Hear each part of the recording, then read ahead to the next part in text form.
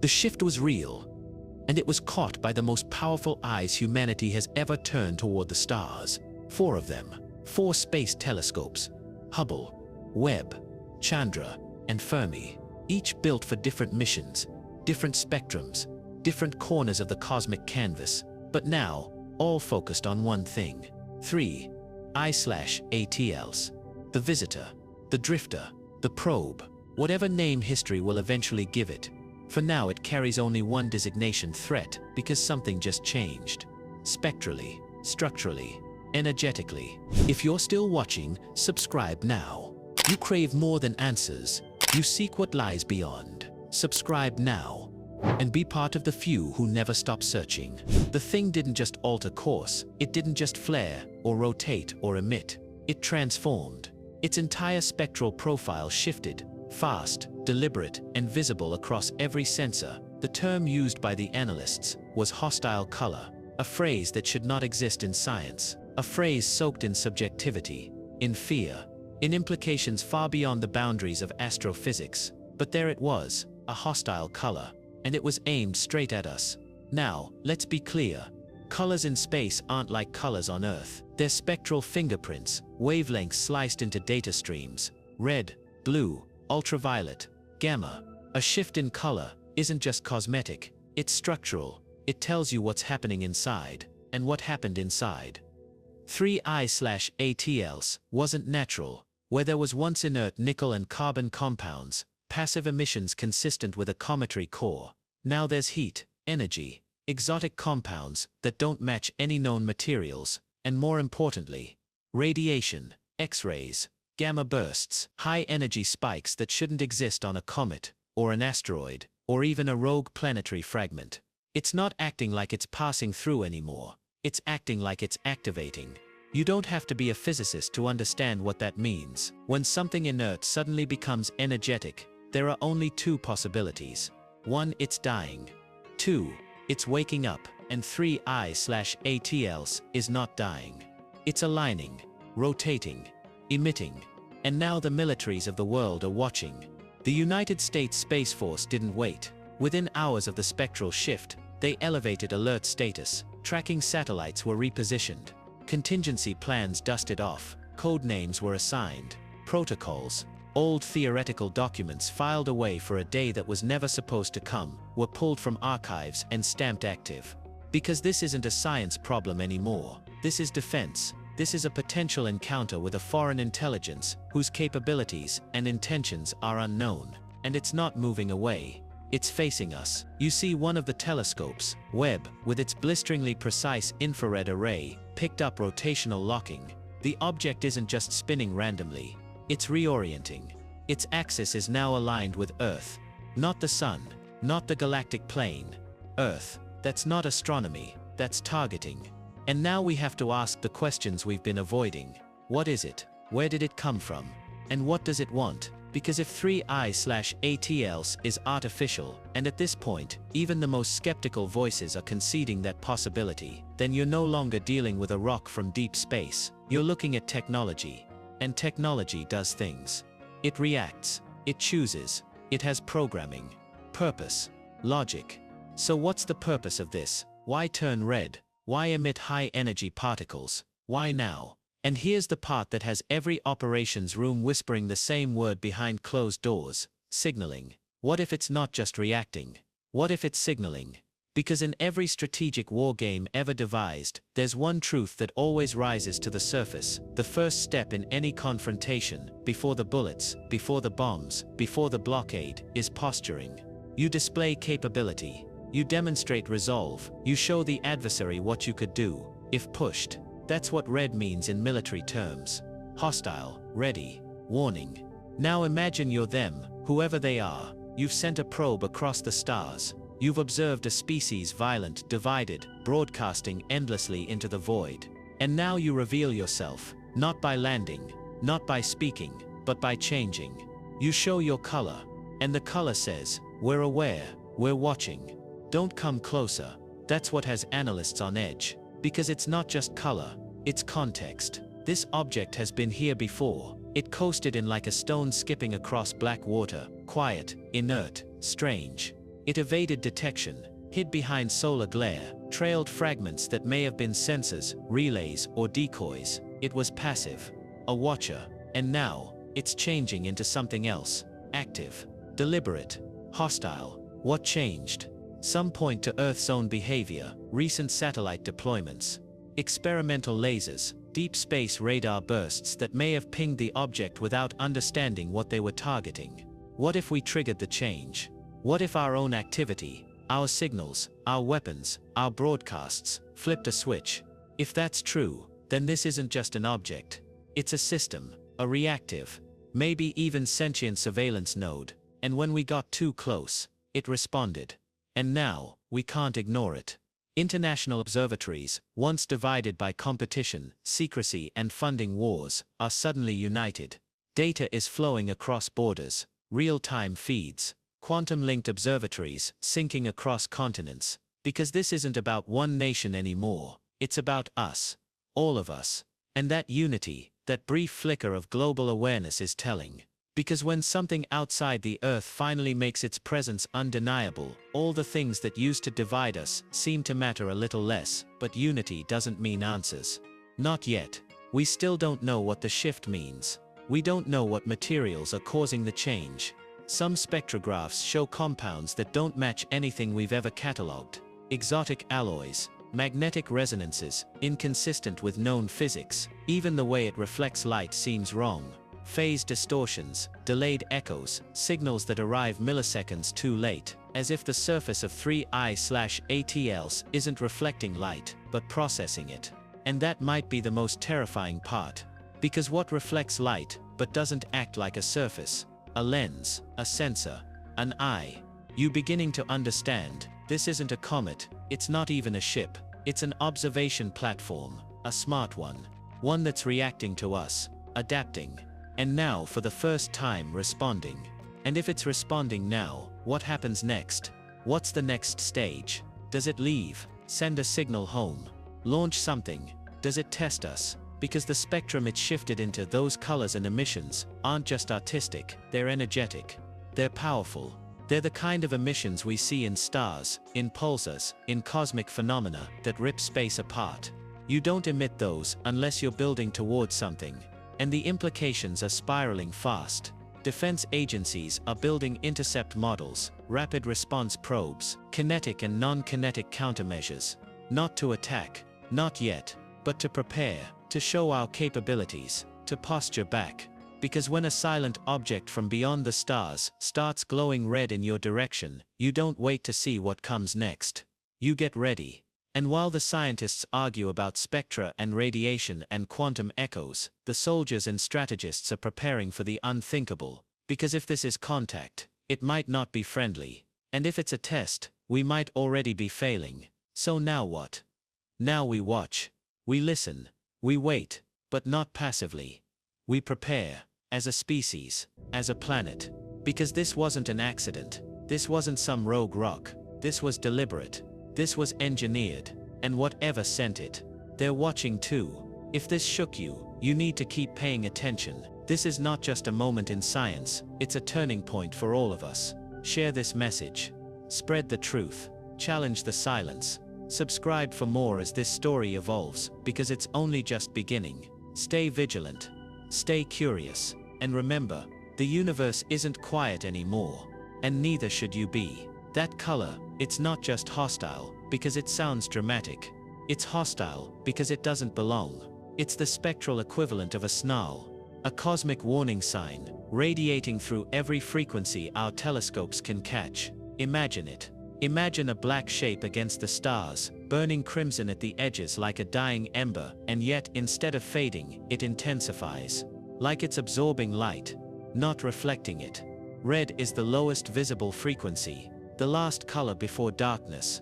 But in the context of 3I/ATLs, it's not a retreat, it's an escalation, a tactical transformation, a change in posture. Before this shift, it was quiet, passive, scientific. You could almost fool yourself into believing it was natural, just another weird rock tossed in from some forgotten corner of the galaxy. You could point to strange chemistry, sure, or weird trajectories, but nothing hostile. But now, Now it glows. It radiates heat signatures we've only seen in experimental plasma weapons. Emits X-ray pulses in rhythmic patterns. The gamma spikes have increased in both frequency and precision, one pulse every 108 minutes. Repeating. Unchanging. 108 minutes. Long enough to orbit Earth. Long enough to synchronize with every inch of this planet. Coincidence? Not likely. You see, in warfare, the most advanced systems are quiet until they aren't. They don't advertise their threat. They signal it, subtly, unmistakably. It's the difference between someone drawing a knife and someone flipping the safety off a firearm. The message is the same. I'm ready. That's what 3I/ATLS is telling us now. It's no longer content to drift by silently. It's changed its skin, changed its voice, changed its energy profile. 4 space telescopes, all independently operated, all pointed at different parts of the spectrum, caught the transformation simultaneously. Webb, in the infrared, saw it heat up like a reactor core coming online. Chandra, in X-rays, saw sharp, deliberate pulses, not background noise, not stellar scatter, but intentional bursts.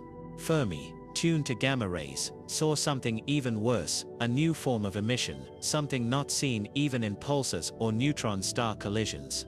Something new. And Hubble saw the shape change. No, it didn't sprout wings or grow engines, but the albedo shifted.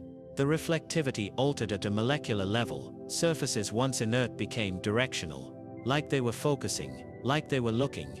And what do you do when something starts looking back? You reassess everything. Because the line between astronomy and defense just got erased.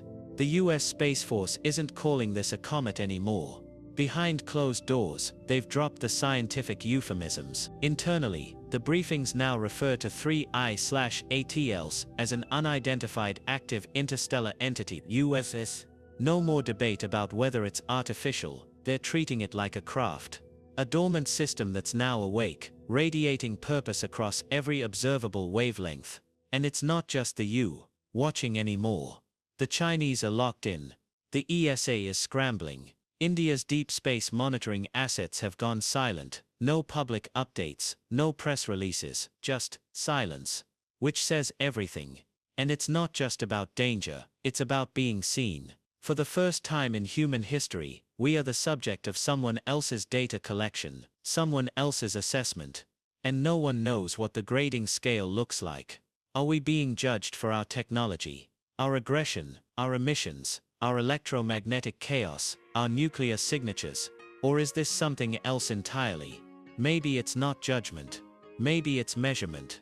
They sent a probe, a watcher, a listener. And now it's changed. Maybe it's done listening. Maybe it's transmitting. Think about that.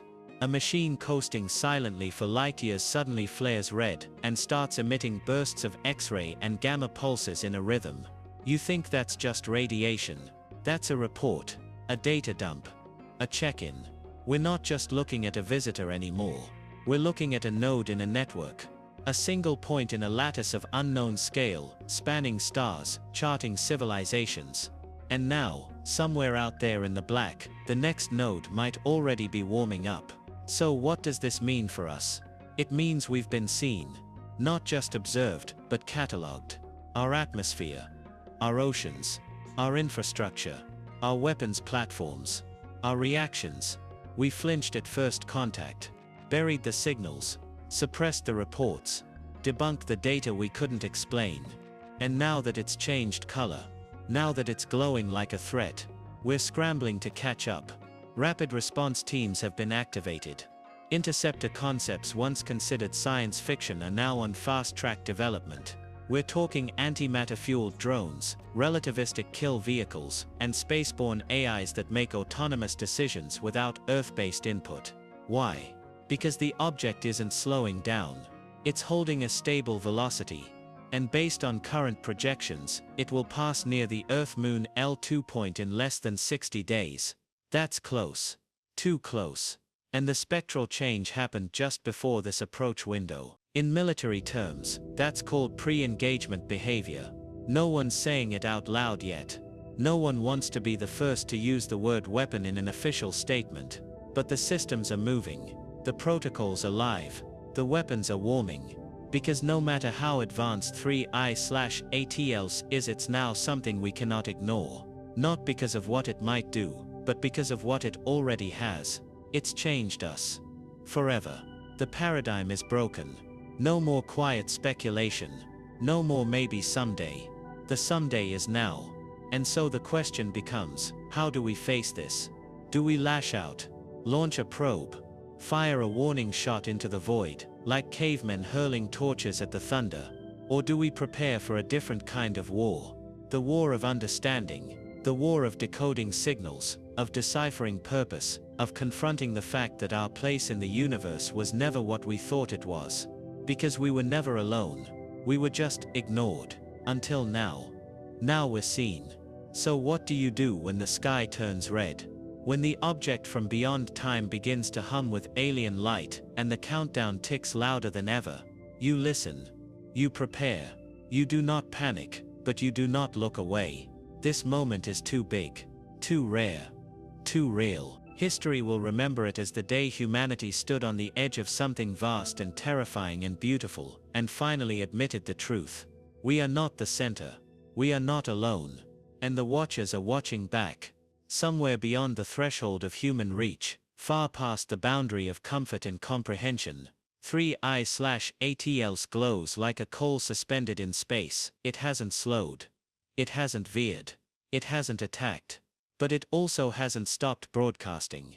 And the signal? It's changing. Every 108 minutes, like clockwork, it emits a sharp X-ray pulse followed by a tight gamma burst. At first they thought it was interference. Cosmic background noise, maybe, but it wasn't. The pattern was too clean, too intentional. 4 pulses. Then a pause. 4 again. Then 8. Then 13. Fibonacci. Nature uses that sequence. So do coders. Now imagine staring at the night sky and realizing it's staring back, flashing at you with a sequence designed to be recognized. That's not art. That's not coincidence. That's a message. And if it's a message, the question becomes terrifyingly simple. Who is it for? Because it may not be for us. Or worse, it may have already been heard by someone else. Here's the scenario that intelligence agencies are quietly panicking over. What if this thing is a transponder? A relay? A long-range listening post that just flipped its switch from passive to active? We didn't detect it until it was already deep inside the solar system. It approached from behind the sun, perfect cover. No one saw it until it was already past Venus. Then it skimmed the orbital plane, cutting close to Mars before changing its spectral profile near Jupiter. Then just as it began moving due, that's when it turned hostile. Think about the timing. It didn't light up when it came in. It waited until after its flyby, like it had completed something. A scan, a sweep, a recording, or worse, a judgment. The truth is we don't know what this thing is transmitting. We can't decode the pulses yet. Every attempt to translate it, binary, base 3, waveform deconvolution, it all fails. Some patterns resemble prime numbers. Others look like compression keys. The kind you'd use to transmit enormous volumes of data in very small, encrypted packages. And you know what kind of data you'd compress like that? Maps, biometrics, environmental reads, strategic assessments. In other words, everything it learned about us. We're not just being studied anymore. We're being reported on. And that changes the equation completely, because if 3I/ATLs is a probe, then someone built it, someone sent it, someone is waiting for it. So what happens when that data gets home? You think the engineers who designed this thing put it together for fun? No. You don't send an interstellar surveillance unit halfway across the galaxy for fun. You send it to learn something. And if you're learning with intent. Intent implies motive. Motive implies purpose. Purpose implies action. And action is the part that comes next. The United Nations has held 3 closed-door sessions in the last 6 days. Not one public statement. Not one transcript released. Not even the usual diplomatic window dressing. You think that's normal? They're not arguing over how to classify it. They're arguing over how to respond. Because this thing is no longer a science project. It's not a mystery. It's an event. And it's forcing every government on this planet to face a scenario they've spent decades denying was possible. That we are being watched. And now, maybe worse, maybe measured, and maybe just maybe found lacking. Because this isn't a broadcast in all directions. This isn't omnidirectional signaling. Like a lighthouse sweeping across space. This is targeted. Every emission points directly back toward its origin vector. Straight into the black. We've even mapped it. Triangulated the signals across observatories. It's all pointing to a starless region, one with nothing visible. No stellar birthplaces. No signs of exoplanets. Just cold, empty silence. At least, that's what it used to be. But now the Fermi telescope has picked up something else. A response. It's faint. A whisper in the dark. But the timing matches. The angle matches. And the signal. It's identical in structure to the one coming from 3I/ATLs but reversed. Like a call and response. One sends. One echoes. And the second node is active now. What does that mean? It means we're not just dealing with a one-way probe. We're inside a network. And we may have just entered it without realizing. What if this whole thing was bait? Not an attack. Not even reconnaissance. A beacon. Launched eons ago. Traveling at sublight speed. Built to wake when it found something intelligent enough to see it. But not powerful enough to destroy it. That's us. It waited until it passed Earth. Until it collected enough to be sure. And now it's sending its findings back to whoever's listening. And once that listener knows we're here, then comes the decision. Do they come to greet us? Or do they come to stop us? Because let's face it, we're not exactly subtle. We've been shouting into the void for nearly a century. Radio waves. Military radars. Deep space transmissions. We've lit up the electromagnetic spectrum like a bonfire in the middle of a dark forest. And now we see the glint of eyes just beyond the tree line. That's what this is. That's the truth every government, every scientist, every defense planner is quietly choking on. We've been found.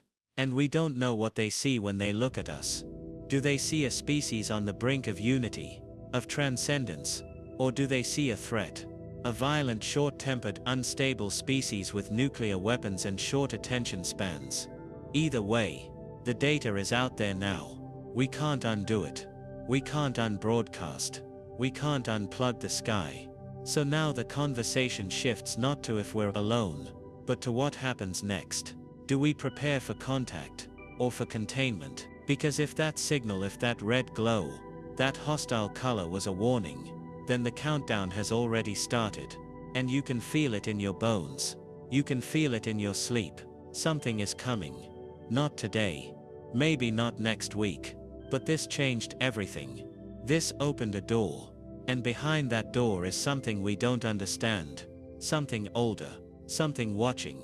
Something that now knows our name. And maybe, just maybe, it's already on the way. So what do? We prepare. We build. We unify. We develop the tools to listen, really listen. And when the next signal comes, we answer. Not with fear. Not with silence. But with clarity. Because whether this ends in war or revelation, extinction or transcendence, one thing is clear. This is no longer science fiction. It's history. Unfolding in real time. And you're living in the middle of it.